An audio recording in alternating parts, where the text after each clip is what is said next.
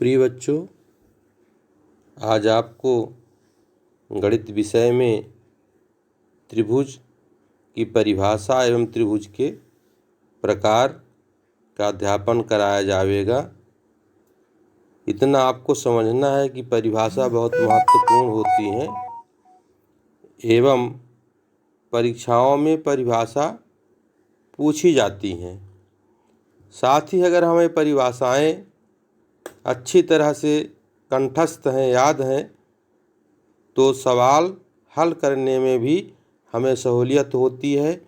इसलिए ये परिभाषाएं आपको बहुत ही महत्वपूर्ण हैं। इसे आप उत्तर पुस्तिका में लिखें और कंठस्थ करें। त्रिभुज की परिभाषा एवं उसका वर्गीकरण। त्रिभुज की परिभाषा।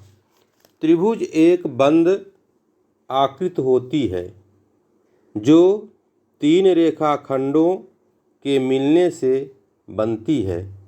त्रिभुज में तीन भुजा, तीन शीर्ष तथा तीन कोण होते हैं। त्रिभुज का वर्गीकरण।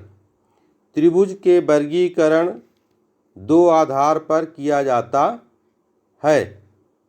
पहला भुजाओं के आधार पर और दूसरा कोण के आधार पर।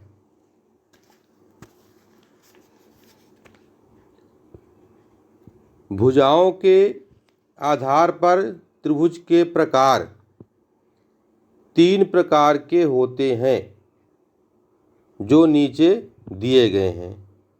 पहला समबाहु त्रिभुज, दूसरा समद्विबाहु त्रिभुज, तीसरा विषम बाहु त्रिभुज। समबाहु त्रिभुज। समबाहु का अर्थ होता है सभी भुजाएं बराबर, अर्थात वह त्रिभुज जिसकी सभी भुजाएं समान हों समबाहु त्रिभुज कहलाता है। इसी प्रकार से समद्विबाहु त्रिभुज। समद्विबाहु का अर्थ होता है दो भुजाएं बराबर, अर्थात वह त्रिभुज जिसकी दो भुजाएं समान हो समद्विबाहु त्रिभुज कहलाती हैं। विषमबाहु त्रिभुज। विषमबाहु त्रिभुज का अर्थ होता है भुजाएं बराबर न हो, अर्थात विषम हो। वह त्रिभुज जिसकी सभी भुजाएं असमान हो विषमबाहु कहलाता है।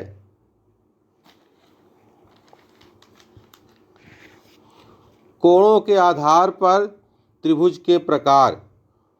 कोणों के आधार पर त्रिभुज के मुख्यतः तीन प्रकार होते हैं जो नीचे दिए गए हैं।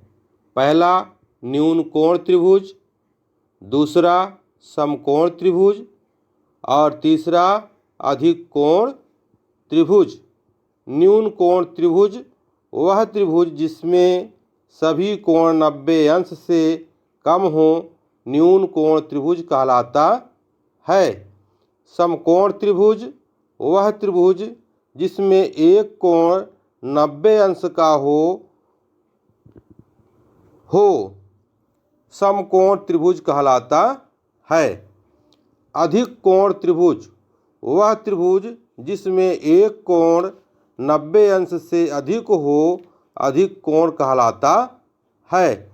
इस प्रकार से आप सभी को सूक्ष्म त्रिभुज की परिभाषाएं, वर्गीकरण, प्रकार एवं कोणों के आधार पर त्रिभुज के प्रकार, उनकी परिभाषाएं आदि सूक्ष्म आपको समझाया गया, बताया गया। इसको आप उत्तर पुस्तिका में अनिवार्य रूप से लिखें और परिभाषाओं को कंठ करें। ये अति महत्वपूर्ण है। इससे सवाल हल करने में सहायता मिलेगी। अगले भाग में आपको इनके विस्तृत परिभाषाओं के विस्तृत और कोणों के मान आपको समझाया जाएगा।